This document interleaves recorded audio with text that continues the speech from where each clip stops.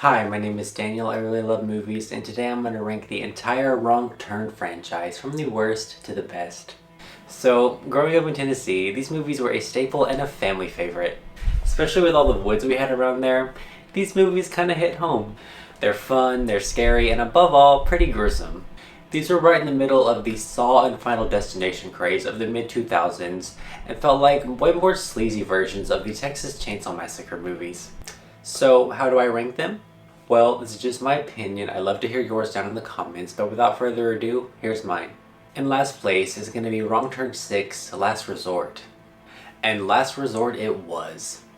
Especially with how 5 ended, this one just felt so disconnected from the others. From the set design, the characters, and even how the hillbillies look, this one just felt like a made-for-TV or even Disney Channel original movie of the bunch. I'd say the biggest reason this one doesn't work compared to the others is that it tries to have more of a plot. And for the most part, these movies don't really have plots. What plot do they try to push here exactly? More or less, some hypersexual pro-incest agenda. This movie in general felt the most hypersexual out of all of these. In fact, it was starting to blur the lines between horror and a word that rhymes with corn for me. The only thing positive about this one is, as always really, the kills. In 6th place is going to be Wrong Turn 5, Bloodlines. If the last movie was the nail, this was the coffin. Not only does this one have the over-the-top sex of the 6th one, but this one is also the meanest and in a very relentless way. Yes, this one does have Doug Bradley, who plays Pinhead in the Hellraiser movies, and he has a really great screen presence, but some of the nastiest dialogue. This one probably has the weakest characters too. And it's not so much in the fact that most of these characters are cliched and make the dumbest decisions. It's the fact that the ones that actually are smart and likable get the most unfair treatment, which again adds to this one's relentless mean streak. And they had a very obvious low budget, but I think they missed a huge opportunity by not exploring that Mountain Men festival. It seemed to be the basis of this movie too, and then it just becomes this minor plot device.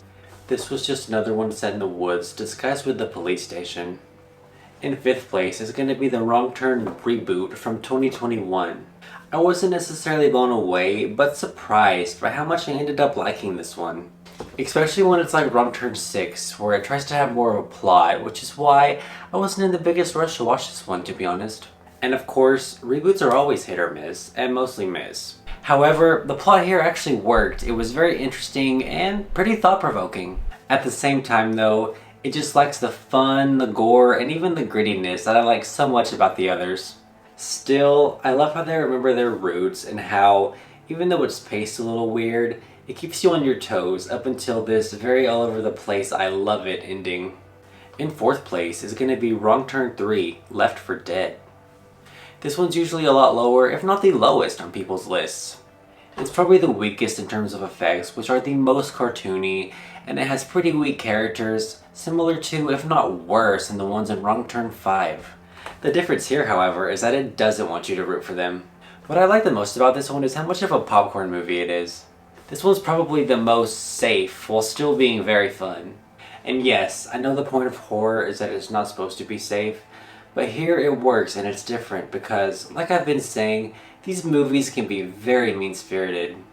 I mean, don't get me wrong, this one still is, but especially when I'm marathoning these, this one feels like such a breather compared to the others. I typically like to watch these in reverse order too. I go 4 to 5, the prequels, then 1 to 3, which I call the main series. Kind of like Star Wars, not really. But with that in mind, I think this one's like a nice little bookend.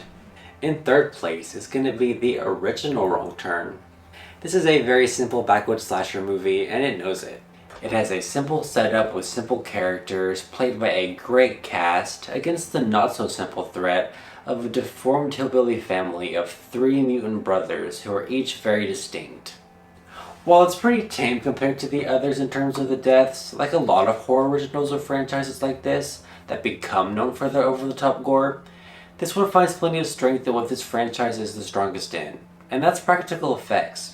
And it's not just in the deaths either, it's also in the hillbilly designs done by the incredible Stan Winston, who's done everything from Terminator to Jurassic Park. Other than that, I really love the early 2000s vibes with this one. From the clothes, the cinematography, and again, the effects. In second place is going to be Wrong Turn 4, Bloody Beginnings. To be fair, my top two picks tend to go back and forth quite a lot, and it was kind of hard to put this one here, especially if you know me personally, as this is a family favorite and one that we show all of our new friends like some kind of initiation. This is the first one I watched and one of my first real horror movies in general. It's also one of the mini horror movies that I just happened to walk in the living room while it was playing on TV when I was just 10 years old. I sure regretted that then, but if I didn't sit there and finish it, I probably would have never loved horror movies as much as I do now. From start to finish, this one's like a highlight reel of what makes these movies so fun, and this one is perhaps the most fun out of all of these. The snow setting was perhaps the most intense, and this one probably has the most creative deaths. Not so much in the effects, but just how they're all set up and how most, if not all, have these really great payoffs. And this one probably has not the weakest, but the most annoying characters in a way that you love to hate them. Again, in a way that makes this one the most fun, up until the very insane I live for it ending. But in first place is Wrong Turn 2, Dead End. From the set designs, the gritty cinematography, the soundtrack, and of course, the grisly special effects and scenarios, this is the one Wrong Turn movie that gets everything right. This one has probably the most interesting setup where they're shooting this apocalypse reality show, kind of like Survivor, except they actually start to get picked off. Yes, sort of like Halloween Resurrection, but 1,000 times better. I just love how much this one is also a time capsule, not just to mid-2000s horror, but mid-2000s pop culture in general. From reality TV, the fact that this one is even direct-to-video, and most importantly, the cast. We got Crystal Lowe and Texas Battle, who are both in Final Destination 3, Daniela Alonso, who was in Hills Have Eyes 2, which is basically this movie from the same studio that actually went to theaters when it should have been the other way around. But last but not least, Erica Learson, who was in the 2003 Texas Chainsaw Massacre, which is a franchise that this one takes a lot after, especially this one. They all play some pretty likable characters too, which this one has the most of. And that's what made it the most edge of your seat out of all of them. It was the one that kept you guessing who was going to survive the most, and how. It was everything you love about the franchise that found the right balance with all the core elements. And that was my ranking for the Wrong Turn franchise. Like, comment, subscribe, but most importantly, keep loving movies.